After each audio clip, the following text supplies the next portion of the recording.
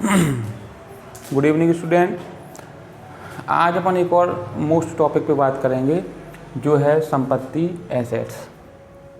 आज अपन बात करेंगे संपत्ति क्या है, ये कितने प्रकार की होती है। तो सबसे पहले नंबर तो यही बात आती है कि संपत्ति किसे कहते हैं, संपत्ति किसे कहते हैं। तो बिल्कुल सिंपल सी परिभाषा रहेगी कि व्यापारी के द्वारा व्यापार संचालन में जो कुछ भी लगाया जाता है वो सब क्या कहलाएगी, संपत्ति। तो व्यापारी के द्वारा व्यापार के संचालन में जो कुछ भी लगाया जाएगा वो संपत्ति कहलाएगी, जिससे व्यापारी भविष्य में लाभ को प्राप्त कर सके। तो संपत्ति के एग्जाम्पल क्या होंगे, क्या क्या लगाएगा व्यापारी, जैसे भूमि है, भवन है, भूमि, भवन, फर्नीचर, मशीन,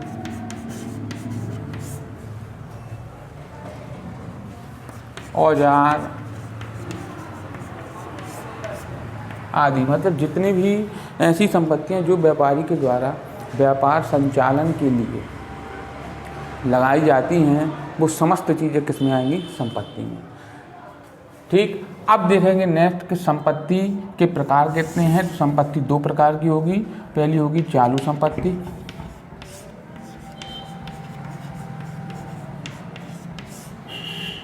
दूसरी होगी गैर चालू संपत्ति, गैर चालू संपत्ति या स्थायी संपत्ति।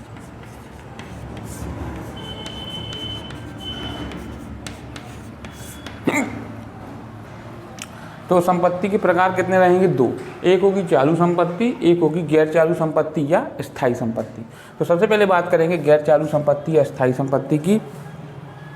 तो ऐसी संपत्ति जो व्यापारी के द्वारा लंबी अवधि के लिए खरीदी जाती है, जिसका उद्देश्य बेचना नहीं होता है बल्कि व्यापार का संचालन करना होता है, वो सब क्या कहलाएंगी, स्थायी संपत्ति।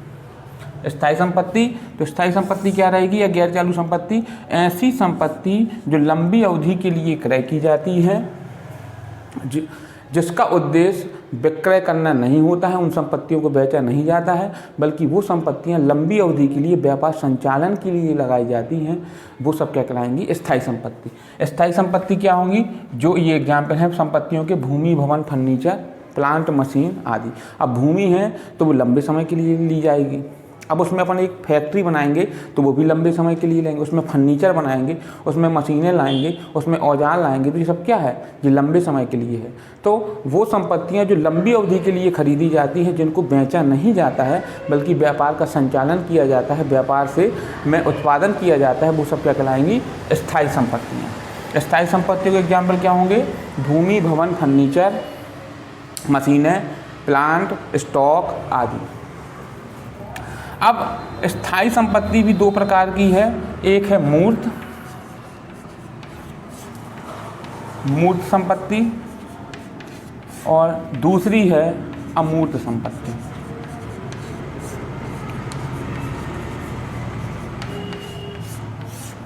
तो पहले बात करेंगे मूर्त संपत्ति क्या है।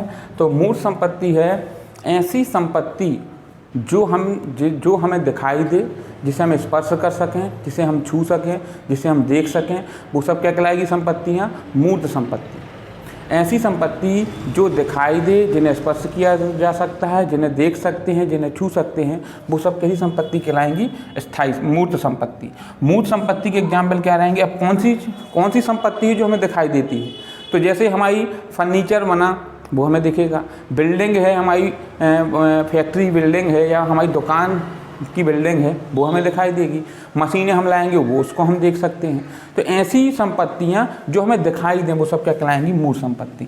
मूर्त संपत्ति में एग्जाम्पल क्या रहेंगे, भूमि, भवन, फर्नीचर, प्लांट, मशीन आदि। दूसरी है अमूर्त संपत्ति। तो ऐसी संपत्तियां जो देखी ना जा सकें, जो देखी ना जा सकें, ऐसी संपत्ति जिन्हें हम देख नहीं सकते, ऐसी संपत्तियां जिन्हें हम देख नहीं सकते, छू नहीं सकते, स्पर्श नहीं कर सकते, वो सब कैसी संपत्तियां कहलाएंगी, अमूर्त संपत्ति। अमूर्त संपत्ति का एग्जाम्पल क्या होगा, अमूर्त संपत्ति का एग्जाम्पल होगा जैसे ख्याति, गुडविल, बहुत ही मोस्ट है क्योंकि ये अधिकतर परीक्षाओं में विकल्प में पूछा जाता है। तो अमूर्त संपत्ति क्या है? गुडविल।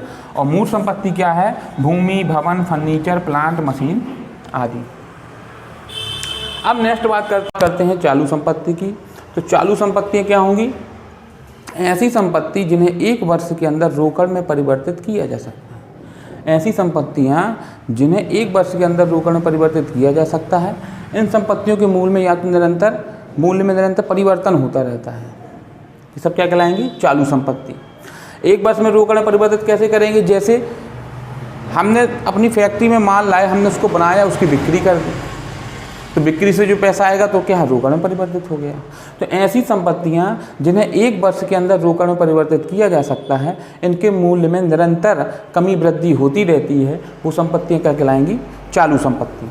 चालू संपत्ति के एग्जाम्पल क्या होंगे? जैसे देनदार, स्टॉक मतलब जो अपनी फैक्ट्री में माल है, रोकड़ हाथ में कैश है तो रोकड़ बैंक में है, प्राप्त बिल आदि। अब इसका एक प्रकार होगा चालू संपत्ति का, उसे कहते हैं तरल संपत्ति। तरल संपत्ति। तो तरल संपत्ति क्या है? ऐसी संपत्ति जिन्हें अतिशीघ्र रोकड़ में परिवर्तित किया जा सकता है। ऐसी संपत्ति जिन्हें अतिशीघ्र रोकड़ में परिवर्तित किया जा सकता है, वो कहलाएंगी तरल संपत्ति। जैसे कोई भी संपत्ति हम उसको बेच के तुरंत हमें पैसा मिल जाए, वो सब क्या कहलाएंगी? तरल संपत्ति। इसके एग्जाम्पल क्या होंगे? केवल स्टॉक को छोड़कर, स्टॉक को हम हटा दें तो बाकी की चीज़ें सब किस में आ जाएंगी? तरल संपत्तियों के एग्जाम्पल में। बाकी चीज़ें किस में आ जाएंगी? तरल संपत्ति के एग्जाम्पल में।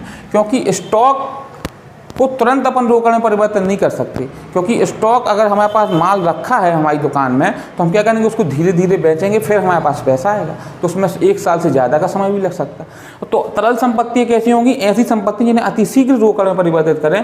तो स्टॉक को छोड़कर बाकी जो एग्जाम्पल होंगे वो सब किस में आ जाएंगे? तरल संपत्ति में। अब नेक्स्ट देखते हैं।